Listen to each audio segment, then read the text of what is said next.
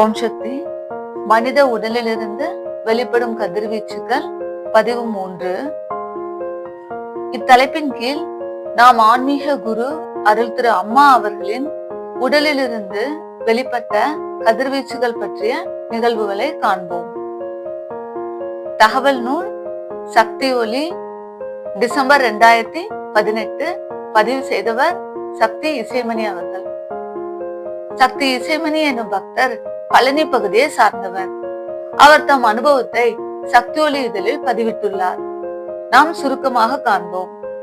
1989 ஆண்டு ஜூன் மாதம் 9ஆம் தேதி காலை 7:30 மணி அளவில் பழனிமலை முருகன் தரிசனம் பெற அருள் திரு அம்மா அவர்களும் அறநிலையத்தினரும் செவ்வாடை தொண்டர்கள் குழுவும் புறப்பட்டனர்.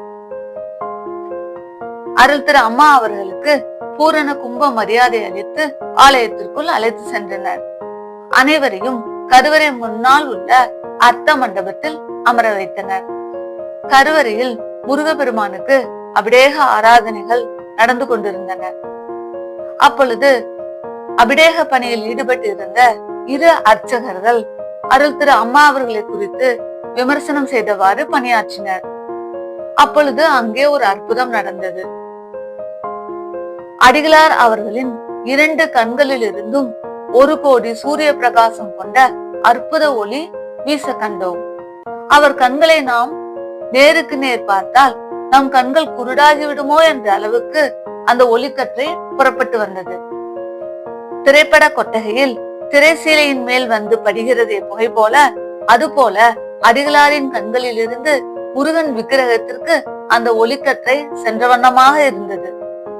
முருகன் விக்கிரகத்தின் மேல் சுமார் 30 நிமிடங்கள் பாய்ந்தபடி இருந்தது. அது சாதாரணமான சக்தி அல்ல. அந்த பேரருள் சக்தி செல்லும் ஒளி புகையை தீண்டலாம் என்று முனைந்தால் மின்சாரத்தை தொடுவது போல ஷாக் ஏற்பட்டது.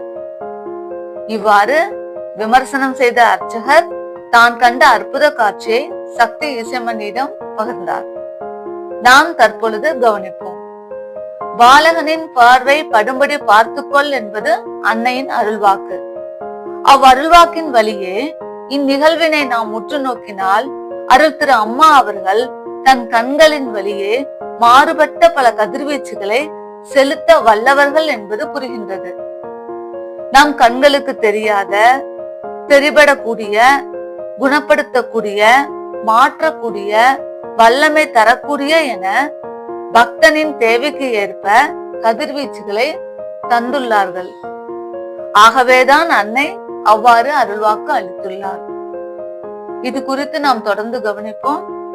கவனித்து அறிந்து கொள்வதற்கு நன்றிகள். ஓம் சக்தி.